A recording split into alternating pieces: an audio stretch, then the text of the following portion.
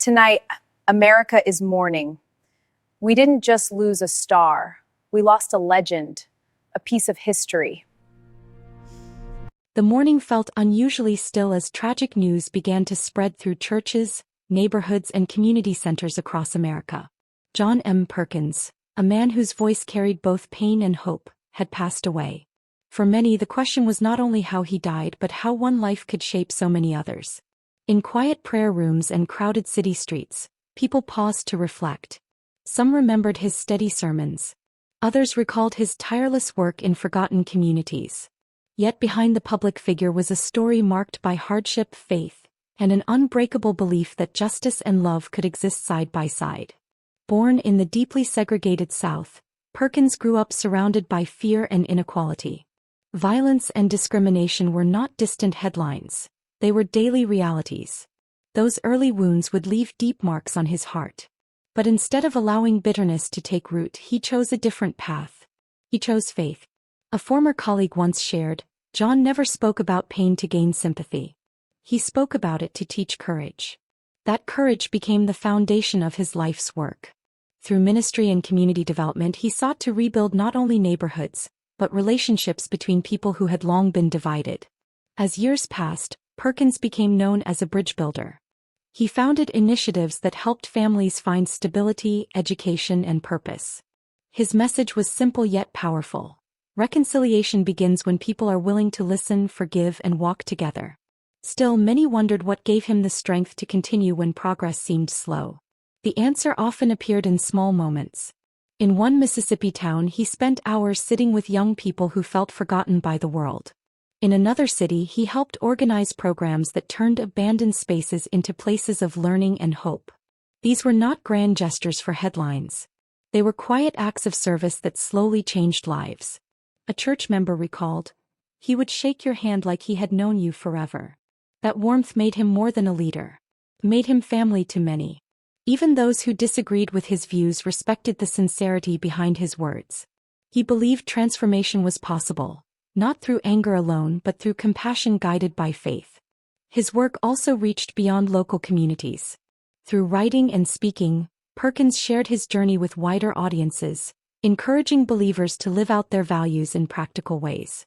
He challenged comfortable conversations. He asked difficult questions. Yet he always returned to the same idea. Healing begins when people choose humility over pride. There were moments when his mission carried real danger. Decades earlier, he had faced violence and imprisonment for standing against injustice. Those experiences could have silenced him. Instead, they deepened his resolve. The scars became part of his testimony, reminding others that faith often grows strongest in the darkest seasons. Public figures and activists later paid tribute to his legacy. One community organizer wrote online, "John Perkins showed us that change is not a slogan. It is a lifelong commitment." Messages like these revealed the wide reach of his influence, from rural congregations to national movements seeking unity and renewal. As news of his passing settled in, gatherings were held not only to mourn but to remember. Hymns filled the air. Stories were shared between tears and quiet smiles. In those moments, it became clear that his life was never about personal recognition. It was about planting seeds of hope in places where hope once felt impossible. Now, his voice may be absent from the pulpit, but his message continues to echo in classrooms, churches, and community programs shaped by his vision. The questions he raised, about justice, forgiveness, and shared humanity, remain for the next generation to answer. In the end, John M. Perkins leaves behind more than memories. He leaves a challenge. To believe that faith can move beyond words. To trust that reconciliation, though difficult, is always worth pursuing. And as the sun sets on the life of a man who walked through pain to build peace, many are left quietly wondering who will carry his mission forward, and how his story will continue to shape the hearts of those yet to hear it. The newsroom lights still glowed softly as the tragic news was confirmed. Ernie Anastos, a familiar and comforting voice for generations of viewers, was gone. For many who had started their mornings or ended their nights with his broadcasts, a quiet question lingered. Who would now fill the silence he left behind? In apartments overlooking busy New York streets, televisions flickered with tribute segments. Coffee cups rested untouched as viewers listened to memories shared by colleagues and friends. His presence had once felt permanent, like the steady rhythm of the city itself. Now that rhythm felt slightly off. Long before he became a trusted face on screen, Anastos was simply a young man with a deep curiosity about the world. He believed that news was not just about facts but about people. This belief shaped his early career. It also raised another question. How did he manage to remain calm and hopeful in a profession often filled with tension? As his career grew, his voice became a daily companion for millions. He reported on triumphs and tragedies with the same measured tone. Viewers remember how he would pause, allowing difficult stories to settle before offering a thoughtful reflection. One longtime producer once said, "Ernie didn't rush the moment. He respected the weight of every story." His journey through television was marked by change and challenge. New formats appeared. Technology evolved. Yet he remained steady. His style was never loud or dramatic. Instead, it was warm and reassuring, like a friend speaking across the living room. In quieter segments of his programs, he often shared messages of encouragement. These moments were small but powerful. A former intern recalled, "He told me news should never steal hope from people." Those words became a guiding light for many young journalists who worked beside him. Beyond the camera, Anastos carried a deep sense of responsibility.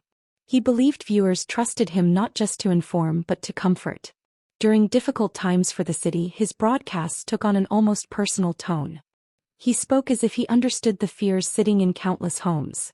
There were nights when the newsroom felt heavy with breaking stories. Sirens echoed in the distance. Papers moved quickly across desks. Yet Anastos would stand before the camera with quiet strength. He delivered updates clearly, never allowing panic to shape his delivery. A social media tribute later captured this feeling. "He made hard news easier to face," one viewer wrote. "His voice felt like a hand on your shoulder." These simple words reflected a connection built over decades, one that statistics or ratings could never fully explain. His work also extended beyond traditional reporting. Talk segments and community features revealed another side of his personality. He laughed easily. He listened carefully. He asked questions that encouraged guests to share their stories with honesty. Those moments helped audiences see the human side of public life. Colleagues often described him as a quiet mentor. He rarely sought attention for his guidance. Instead, he offered advice in passing conversations or thoughtful notes left on desks. One anchor later shared, "Ernie taught us that dignity on screen begins with kindness off screen." As news of his passing continued to spread, old clips resurfaced across channels and online platforms. Viewers watched him again. Younger, smiling, delivering headlines that once shaped their understanding of the world. These images created a gentle mix of nostalgia and gratitude. There was also a deeper realization. His career had spanned decades of social change, technological progress, and shifting public trust. Through it all, he remained a symbol of consistency. In a profession where voices often come and go, his had endured with rare grace. Now the studio chairs he once occupied feel like quiet reminders of time's passage. Future broadcasters will step into similar roles, bringing their own styles and perspectives. Yet many wonder whether the same sense of calm reassurance can truly be recreated. In the end, Ernie Anastos leaves behind more than memories of headlines and interviews.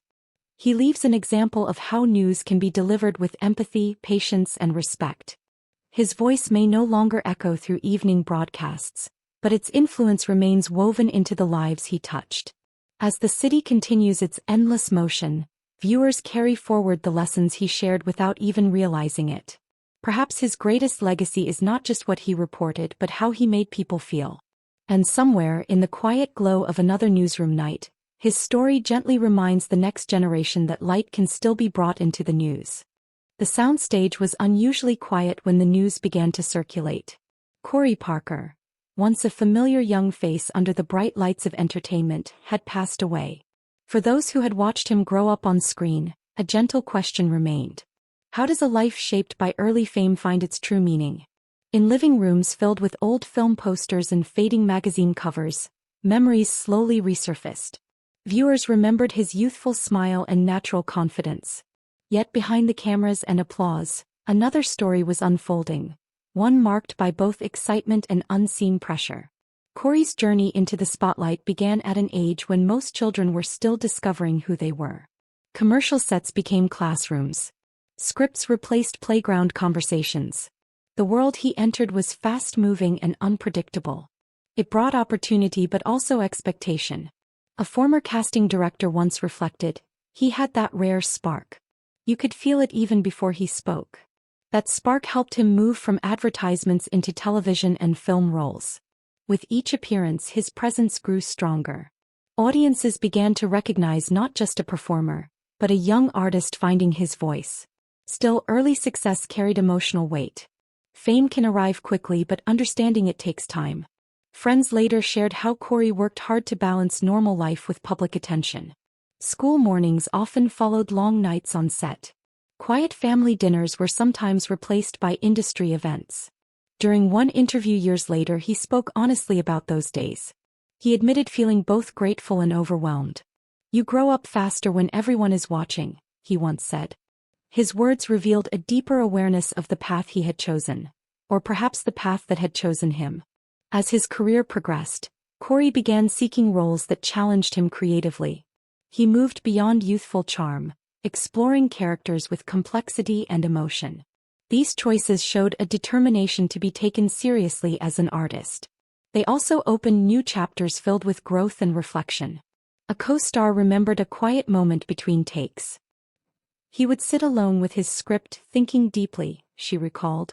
That dedication was not always visible to audiences. But it shaped the performances that slowly earned him respect within the industry. There were times when the spotlight felt harsh. Public life can magnify both success and struggle. Corey faced criticism and personal challenges, yet he continued to return to his craft. For him, acting was not simply a career. It was a way to understand himself and the world around him. Fans noticed this transformation. Online tributes later described how his roles seemed more thoughtful with time. One message read, "Watching him grow felt like watching a friend find his strength."